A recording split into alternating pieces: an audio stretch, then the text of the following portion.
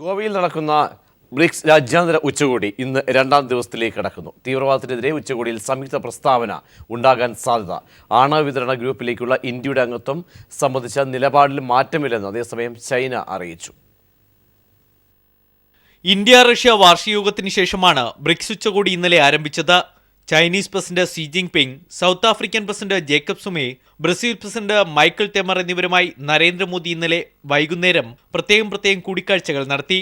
പാകിസ്ഥാനിൽ നിന്നുള്ള അതിർത്തി കടന്നുള്ള തീവ്രവാദവും അതിനെതിരെ ഇന്ത്യ നടത്തിയ സർജിക്കൽ അറ്റാക്കിന്റെയും പശ്ചാത്തലത്തിൽ തീവ്രവാദം തന്നെയാണ് ബ്രിക്സിലെ പ്രധാന ചർച്ചാ വിഷയം. ആഗോളതലത്തിൽ തീവ്രവാദത്തിനെതിരെ ഒന്നിച്ചു നിൽക്കണമെന്ന ഇന്ത്യയുടെ ആവശ്യം ബ്രിക്സ് രാജ്യങ്ങൾ സംയുക്ത പ്രസ്താവനയിലൂടെ അംഗീകരിച്ചാൽ നയതന്ത്ര തലത്തിൽ ഇന്ത്യക്ക് വലിയ വിജയമാകും. പക്ഷേ ചൈനയുടെ നിലപാടാണ് പ്രധാനം. ആണവ വിതരണ ഗ്രൂപ്പിലേക്കുള്ള ഇന്ത്യയുടെ അംഗത്വം സംബന്ധിച്ച നിലപാടിൽ മാറ്റമില്ലെന്ന് ചൈന വ്യക്തമാക്കി. പക്ഷേ ഇക്കാര്യത്തിൽ ഇന്ത്യയുമായി ചർച്ചയ്ക്ക് തയ്യാറെന്ന് ചൈനീസ് പ്രസിഡന്റ് സി ജിൻപിങ് അറിയിച്ചിട്ടുണ്ട്.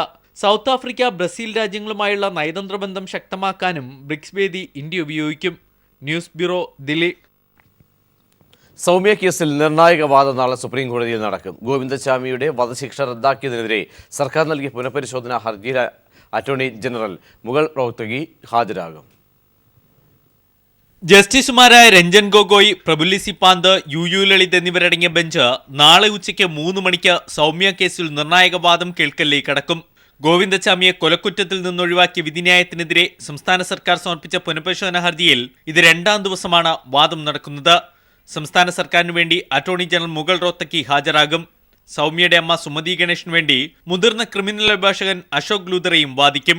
തൃശൂരിൽ നടന്ന വിചാരണയ്ക്കിടയിലും പിന്നീട് ഹൈക്കോടതിയിലും പബ്ലിക് പ്രോസിക്യൂട്ടറായിരുന്ന എസ് സുരേഷൻ നടത്തിയ പ്രോസിക്യൂഷൻ വാദങ്ങളാണ് ഇപ്പോൾ സൗമ്യ കേസിൽ ഗോവിന്ദചാമിക്ക് അനുകൂലമായി സംശയങ്ങൾ ഉയർത്തിയിരിക്കുന്നത്. സൗമ്യ ചാടി രക്ഷപ്പെട്ടെന്ന സാക്ഷിമൊഴി പ്രോസിക്യൂഷൻ വിചാരണയ്ക്കിടയിൽ അംഗീകരിച്ചത് സുപ്രീം കോടതി കഴിഞ്ഞ തവണ ചൂണ്ടിക്കാട്ടി. ഇത് പ്രകാരമാണെങ്കിൽ സൗമ്യയെ ഗോവിന്ദചാമി തള്ളിയിട്ടു എന്ന് സംശയാതീതമായി ഉറപ്പിക്കാനാകില്ലെന്ന് സുപ്രീം കോടതി ചൂണ്ടിക്കാട്ടുന്നു. ഇക്കാര്യത്തിൽ കോടതിയുടെ സംശയം തീർക്കാനാണ് ഇപ്പോൾ സംസ്ഥാന സർക്കാർ ശ്രമം. തള്ളിയിട്ടതാണെങ്കിലും സ്വയം ചാടിയതാണെങ്കിലും ഗോവിന്ദചാമിയാണ് കാരണക്കാരെന്നാണ് സർക്കാർ നിലപാട്. News bureau, Delhi.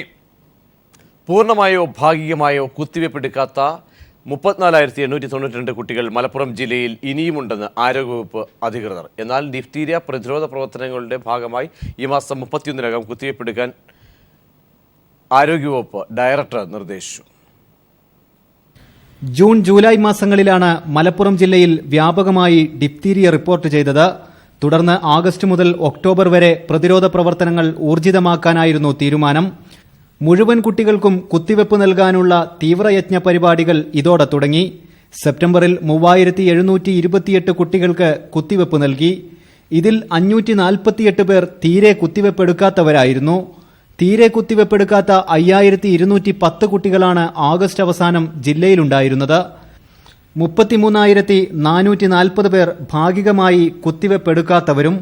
ഇതിൽ ഇനി ആകെ അവശേഷിക്കുന്നത് 34,892 കുട്ടികൾ മാത്രമാണെന്നാണ് ആരോഗ്യവകുപ്പിന്റെ കണക്കുകൾ. ഒക്ടോബർ 31-നകം ഇതുകൂടി പൂർത്തീകരിക്കാൻ ആരോഗ്യവകുപ്പ് ഡയറക്ടർ നിർദ്ദേശം നൽകിയിട്ടുണ്ട്. ജില്ലയിലെ ഡിഫ്തീരിയ പ്രതിരോധ പ്രവർത്തനങ്ങളും ഇതോടെ പൂർത്തിയാകും. News bureau, Malappuram. അംഗീകൃത റോഡോ നടപ്പാതയോ പോലുമില്ലാതെ വനത്തിനും സ്വകാര്യ വ്യക്തികളുടെ ഭൂമിക്കും ഇടയിൽ കുടുങ്ങിയിരിക്കുകയാണ് കാസർഗോഡ് പഞ്ചിക്കലിലെ പട്ടികജാതി കോളനി നിവാസികൾ. പട്ടയം, കുടിവെള്ളം, ശ്മശാനം എന്നിവ ഉൾപ്പെടെ ചക്ലെ വിഭാഗത്തിൽപ്പെട്ട കോളനി നിവാസികളുടെ പ്രശ്നങ്ങൾ നിരവധിയാണ്. കാസർഗോഡ് ജാൾസൂർ അന്തർ സംസ്ഥാന പാതയിലെ കർണാടക അതിർത്തിയിൽ അവസാന ജനവാസ കേന്ദ്രമാണ് പഞ്ചിക്കലിലെ ചെക്ലിയ SC കോളനി. 12ഓളം കുടുംബങ്ങൾ ഇവിടെയുണ്ട്. ഇവരിൽ പലരുടെയും കൈവശ ഭൂമിക്ക് ഇനിയും പട്ടയം ലഭിച്ചിട്ടില്ല. 8 പതിറ്റാണ്ടായി ഈ കുടുംബങ്ങൾ ഇവിടെ താമസിക്കുന്നു. കോളനിയിൽ നിന്നും 100 മീറ്റർ മാത്രം അകലെയുള്ള അന്തർ സംസ്ഥാന പാതയിൽ എത്തിച്ചേരുന്നതിന് റോഡില്ല. രോഗികളെ ചുമന്നുകൊണ്ട് റോഡിൽ എത്തിക്കുന്നതിനിടയിൽ 4 വർഷത്തിനുള്ളിൽ 8 പേർ മരിച്ചതായി കോളനി നിവാസികൾ പറഞ്ഞു. അടിയന്തരമായിട്ട് എന്ന് പറഞ്ഞാൽ നമുക്ക് ആദ്യമായിട്ട് ഒരു റോഡ് വേണം. സുഖമില്ല എന്ന് പറഞ്ഞാൽ 300-350 മീറ്ററോളം നമ്മൾ പുറത്തിട്ട് തന്നെ റോഡിലേക്ക് എത്തണം. അതിനിടയിൽ ഒരു 5-8 പേര് ഇപ്പോൾ 2-3 വർഷമായിട്ട് മരിച്ചവരുണ്ട്. റോഡിലെത്തുമ്പോൾ 2-3 പ്രാവശ്യം 350 മീറ്ററിനിടയിൽ 4 അടുത്ത് വെക്കേണ്ടി വരുന്നു. പൊന്തിച്ചുകൊണ്ട് പോകാൻ പറ്റുന്നില്ല. പൊതുമരാമത്ത് റോഡിൽ നിന്നും കോളനിയുടെ അതിർത്തിയിലൂടെ പഴയ കൂപ്പ് റോഡുണ്ട്. ഇത് ഗതാഗത യോഗ്യമാക്കിയാൽ കോളനിക്കാർക്ക് ഉപയോഗിക്കാനാകും. ഇതിന് വനംവകുപ്പിന് അനുമതി വേണം. കുഴൽക്കിണർ നിർമ്മിച്ചിട്ടുണ്ടെങ്കിലും വെള്ളമെടുക്കാനാകുന്നില്ല. ശ്മശാനമില്ലാത്തതിനാൽ മരണപ്പെടുന്നവരെ ഇപ്പോൾ സംസ്കരിക്കുന്നത് വനത്തിലാണ്. ജനപ്രതിനിധികളുടെയും ജില്ലാ ഭരണകൂടത്തിന്റെയും കാരുണ്യം പ്രതീക്ഷിക്കുകയാണ് കോളനി നിവാസികൾ. News bureau, Kasaragod. ചില സാങ്കേതിക കാരണങ്ങൾ കൊണ്ടാണ് മലാപ്പറമ്പ് സ്കൂൾ ഏറ്റെടുക്കാൻ വൈകുന്നതെന്ന് വിദ്യാഭ്യാസ മന്ത്രി സി രവീന്ദ്രനാഥ്. ഒരു കേസ് നിലവിലുള്ളതാണ് തടസ്സം. അത് പരിഹരിച്ച് ഉടൻ സ്കൂൾ ഏറ്റെടുക്കും. കേരളത്തിൽ ഇനി സ്വാശ്രയ മേഖലയിൽ പുതിയ എഞ്ചിനീയറിംഗ് കോളേജുകൾ ഉണ്ടാകില്ലെന്നും മന്ത്രി കോഴിക്കോട്ട് പറഞ്ഞു. മലാപ്പറമ്പ് സ്കൂള് ഏറ്റെടുക്കുവാനുള്ള എല്ലാ തരത്തിലുള്ള നടപടികളും പൂർത്തിയായി കഴിഞ്ഞിരിക്കുകയാണ്. പക്ഷെ ഒരു ചെറിയ സാങ്കേതിക പ്രശ്നം, ഒരു കേസ് നിലവിലുണ്ട് എന്നുള്ള ഒരു പ്രശ്നം ഉള്ളത് കൊണ്ട് അത് ഇപ്പോൾ ഏറ്റെടുക്കുന്നില്ല. പക്ഷേ അതിൻ്റെ സാങ്കേതിക നടപടികളെല്ലാം പൂർത്തിയായി കഴിഞ്ഞിരിക്കുകയാണ്. ഈ പറയുന്ന സാങ്കേതിക തടസ്സം മാറിക്കഴിയുമ്പോൾ ആ സ്കൂൾ ഏറ്റെടുക്കാനുള്ള നടപടിയുമായി സർക്കാർ മുന്നോട്ട് പോകും. കേരളത്തിൽ ഇനി സ്വാശ്രയ മേഖലയിൽ എഞ്ചിനീയറിംഗ് കോളേജുകൾ ഇല്ല എന്ന് സർക്കാർ ഉറപ്പിച്ച് പ്രഖ്യാപിച്ചു കഴിഞ്ഞിട്ടുണ്ട്. അതുപോലെ തന്നെ ഓട്ടോണമസ് കോളേജ് അത് കേരളത്തിന്റെ മണ്ണിൽ ഇനി ഇല്ല എന്ന് സംസ്ഥാന സർക്കാർ ഉറപ്പിച്ച് പറഞ്ഞു കഴിഞ്ഞിരിക്കുകയാണ്. തീവ്രവാദ കേസുകളിൽ അന്വേഷണ ഏജൻസികൾക്ക് അമിതാവേശമെന്ന് ലീഗ്. അന്വേഷണ ഏജൻസികളെ സംഘപരിവാർ അജണ്ട നടപ്പിലാക്കാൻ അനുവദിക്കില്ല. ഇത് സംബന്ധിച്ച ആശങ്കകൾ മുഖ്യമന്ത്രിയെ കണ്ട് ധരിപ്പിക്കുമെന്നും ലീഗ് നേതാക്കൾ പറഞ്ഞു. തീവ്രവാദത്തിന് കാരണം മുഖ്യധാരയിൽ പ്രവർത്തിക്കുന്ന മതസംഘടനകളിലൊക്കെയാണ്, അവരുടെ പുസ്തകങ്ങളാണ്, അവരുടെ പഠനങ്ങളാണ് എന്നൊക്കെ പറഞ്ഞ് ചില കാര്യങ്ങൾ നടക്കുന്നുണ്ട്. അത് ഒരു അമിതാവേശം കാണിക്കലാണ്. ഇത് സംബന്ധിച്ച് കേരള പോലീസ് എടുക്കേണ്ട നിലപാടിനെ സംബന്ധിച്ച് ഞങ്ങൾ മുഖ്യമന്ത്രിയായിട്ട് ചർച്ച ചെയ്യും. തീവ്രവാദം ഉപയോഗിച്ച് ആടിനെ പട്ടിയാക്കി തല്ലിക്കൊല്ലുന്ന ഒരു പരിപാടി ഇവിടെ ഉണ്ടോ എന്നുള്ളതും വളരെ ഗൗരവത്തിലെടുക്കേണ്ട വിഷയമാണ്. സംഘപരിവാർ ഇങ്ങനെ ഓരോരോ അജണ്ട വെക്കും, അതൊക്കെ കേന്ദ്ര ഗവൺമെൻറ്റിൻ്റെ ഒരു പരിപാടിയായി വന്ന് അതിലൊക്കെ ഒരു നീക്കങ്ങൾ നടക്കുന്നത് വളരെ ആശങ്കയോടുകൂടിയാണ് ഞങ്ങൾ കാണുന്നത്. പെട്രോൾ ഡീസൽ വില കൂട്ടി. പെട്രോൾ ലിറ്റർ ₹1.34 ഡീസൽ ലിറ്റർ ₹2.37 കൂട്ടിയത്. ആഗോള വിപണിയിൽ അസംസ്കൃത എണ്ണയുടെ വില കൂടിയതിനെ തുടർന്നാണ് നടപടി. പുതുക്കിയ നിരക്ക് കഴിഞ്ഞ ദിവസം മുതൽ പ്രാബല്യത്തിൽ വന്നു. 46ാമത് സംസ്ഥാന ചലച്ചിത്ര അവാർഡുകൾ പാലക്കാട് നടന്ന ചടങ്ങിൽ മുഖ്യമന്ത്രി വിതരണം ചെയ്തു. ഫിലിം സൊസൈറ്റി സംസ്കാരം തിരിച്ചു കൊണ്ടുവരണമെന്ന് മുഖ്യമന്ത്രി പറഞ്ഞു. സിനിമാ രംഗത്തെ പ്രമുഖർ അണിനിരന്ന കലാവിരുന്നും അവാർഡ് വിതരണത്തോടനുബന്ധിച്ച് നടന്നു. പാലക്കാടൻ കലകളുടെ അവതരണത്തോടെയായിരുന്നു 46ാമത് സംസ്ഥാന ചലച്ചിത്ര അവാർഡ് വിതരണ ചടങ്ങ് ആരംഭിച്ചത്. മുഖ്യമന്ത്രി പിണറായി വിജയൻ ചടങ്ങ് ഉദ്ഘാടനം ചെയ്തു. വർണ്ണക്കാഴ്ചകളിൽ അഭിരമിക്കുന്ന പ്രവണത സിനിമകളിൽ ഏറിവരുന്നതായി മുഖ്യമന്ത്രി പറഞ്ഞു. പൊള്ളുന്ന ജീവിത യാഥാർത്ഥ്യത്തെ സിനിമ കൈവിടരുതെന്നും മുഖ്യമന്ത്രി ഓർമ്മിപ്പിച്ചു. മണ്ണിൻ്റെ മണവും അതിൽ പണിയെടുക്കുന്ന മനുഷ്യൻ്റെ പച്ചയായ ജീവിതവും ആ ജീവിതത്തിലെ പൊള്ളിക്കുന്ന ദുരന്ത യാഥാർത്ഥ്യങ്ങളുമൊക്കെ സിനിമയുടെ പരിഗണനാ വിഷയങ്ങൾക്ക് പുറത്താവുന്നുണ്ടോ എന്നതാണ് ആ ഉത്കണ്ഠ. പൊള്ളിക്കുന്ന ജീവിത സത്യങ്ങളെ വിട്ട് ചില വർണ്ണക്കാഴ്ചകളിൽ അഭിരമിക്കുന്ന പ്രവണത ഒട്ടേറെ ഉയർന്നു വരുന്നുണ്ട്. ഇക്കാര്യം ചലച്ചിത്ര പ്രവർത്തകർ ചിന്തിക്കണമെന്നാണ് എനിക്ക് അഭ്യർത്ഥിക്കാനുള്ളത്. സമഗ്ര സംഭാവനയ്ക്കുള്ള JC ഡാനിയൽ പുരസ്കാരം സംവിധായകൻ KG ജോർജിന് നൽകി മുഖ്യമന്ത്രി അവാർഡ് വിതരണ ചടങ്ങിന് തുടക്കമിട്ടു. മലയാള സിനിമാ രംഗത്ത് അരനൂറ്റാണ്ട് പിന്നിട്ട പ്രതിഭകളെയും ചടങ്ങിൽ ആദരിച്ചു. മധു, ഷീല, ശാരദ, ശ്രീകുമാരൻ തമ്പി, MK അർജുനൻ എന്നിവർ ആദരമേറ്റുവാങ്ങി. ഗോൾഡൻ റീൽ പുരസ്കാരം നേടിയ റസൂൽ പൂക്കുട്ടിയെയും ചടങ്ങിൽ ആദരിച്ചു. മികച്ച നടനുള്ള പുരസ്കാരം ദുൽഖർ സൽമാനും നടിക്കുള്ള പുരസ്കാരം പാർവതിയും മുഖ്യമന്ത്രിയിൽ നിന്ന് ഏറ്റുവാങ്ങി. വിവിധ വിഭാഗങ്ങളിലായി 48 അവാർഡുകൾ വിതരണം ചെയ്തു.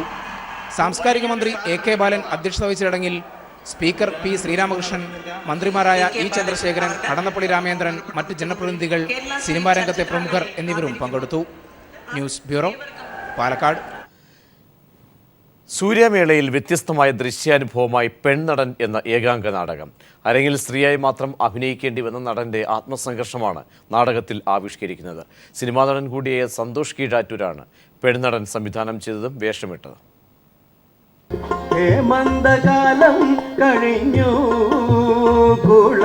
നാടകരംഗത്തേക്ക് നടിമാരെത്താത്ത കാലഘട്ടത്തിൽ പെൺവേഷങ്ങളിൽ മാത്രം അഭിനയിക്കാൻ വിധിക്കപ്പെട്ട പാപ്പുക്കുട്ടി ആശാൻ എന്ന കലാകാരന്റെ ജീവിതമാണ് പെൺനടൻ എന്ന ഏകാംഗ നാടകത്തിലൂടെ അരങ്ങിലെത്തുന്നത്. കുമാരനാശാന്റെ വിഖ്യാത കഥാപാത്രങ്ങൾക്ക് ജീവൻ നൽകി സീതയായും വാസവദത്തയായും ലീലയായും സാവിത്രിയായുമെല്ലാം പാപ്പുക്കുട്ടി ആശാൻ വേഷപ്പകർച്ച നടത്തുന്നു. ആണാണോ പെണ്ണാണോ എന്നോ കാണിച്ചു തരണോ? നോക്കിക്കോ, നല്ല ആണോ, നല്ല ഒന്നാം തരമാണ്. വർഷങ്ങളോളം നാടകവേദികളിൽ നിറഞ്ഞുനിന്ന പെൺവേഷത്തിനുള്ളിലെ ആൺശരീരം ഒടുവിൽ അരങ്ങൊഴിയുകയാണ്. നാടകങ്ങളിൽ അഭിനയിക്കാൻ സ്ത്രീകളെത്തിയപ്പോൾ വേഷങ്ങളിലൂടെ മാത്രം സ്ത്രീയായവൻ മാറ്റി നിർത്തപ്പെട്ടു. തന്റെയുള്ളിലെ പുരുഷനെ തിരിച്ചറിയാതെ ഭാര്യയടക്കം എല്ലാവരാലും ഉപേക്ഷിക്കപ്പെടുമ്പോൾ ആ നടന്റെ ജീവിതം ആത്മസംഘർഷങ്ങളുടെ പകർന്നാട്ടമാകുന്നു. അപ്പോ ഞാൻ ആരായിട്ടാ ജീവിക്കേണ്ടത്? നാടക സിനിമാ നടനായ സന്തോഷ് കീഴാറ്റൂരാണ് പെൺനടൻ എന്ന നാടകം സംവിധാനം ചെയ്ത് അഭിനയിച്ചത്. നാടകങ്ങളിൽ പെൺവേഷം ചെയ്തിരുന്ന അതുല്യ നടൻ ഓച്ചിറ വേലുക്കുട്ടിയുടെ ആത്മകഥാംശമുണ്ട് ഈ നാടകത്തിന്. സൂര്യമേളയുടെ നാടകവേദിയിൽ പെൺനടൻ വ്യത്യസ്തമായ ദൃശ്യാനുഭവമായി. News bureau, Thiruvananthapuram. നമുക്ക് ജാതിയില്ല വിളംബരത്തിലൂടെ ശ്രീനാരായണ ഗുരു പുതിയ യുഗത്തിന് തുടക്കം കുറിക്കുകയായിരുന്നുവെന്ന് ജലവിഭവ മന്ത്രി മാത്യു ടി തോമസ് പറഞ്ഞു. പത്തനംതിട്ടയിൽ വിളംബര ശതാബ്ദി ആഘോഷങ്ങളുടെ ജില്ലാതല ഉദ്ഘാടനം നിർവഹിക്കുകയായിരുന്നു അദ്ദേഹം. നവോത്ഥാന മുന്നേറ്റത്തിലൂടെ കേരളം വലിച്ചെറിഞ്ഞ ദോഷശക്തികൾ തിരിച്ചുവരുന്നത് ആശങ്കപ്പെടുത്തുന്ന കാര്യമെന്ന് ചടങ്ങിൽ അധ്യക്ഷത വഹിച്ച വീണ ജോർജ് MLA പറഞ്ഞു. ശിവഗിരി മഠത്തിലെ സ്വാമി ഗുരുപ്രസാദ് വിളംബര പ്രഭാഷണം നടത്തി. സമൂഹത്തിന്റെ വിവിധ തുറകളിലുള്ള പ്രമുഖർ പങ്കെടുത്തു. ശ്രീനാരായണ ഗുരുവിന്റെ തത്വങ്ങൾ കച്ചവട താൽപ്പര്യങ്ങൾക്ക് പലരും ഉപയോഗിക്കുകയാണെന്ന് ചരിത്രകാരൻ ഡോക്ടർ രാജൻ ഗുരുക്കൾ അഭിപ്രായപ്പെട്ടു. മുംബൈയിൽ മലയാള ഭാഷാ പ്രചാരണ സംഘം സംഘടിപ്പിച്ച നമുക്ക് ജാതിയില്ല വിളംബര ശതാബ്ദി ആഘോഷത്തിൽ സംസാരിക്കുകയായിരുന്നു അദ്ദേഹം.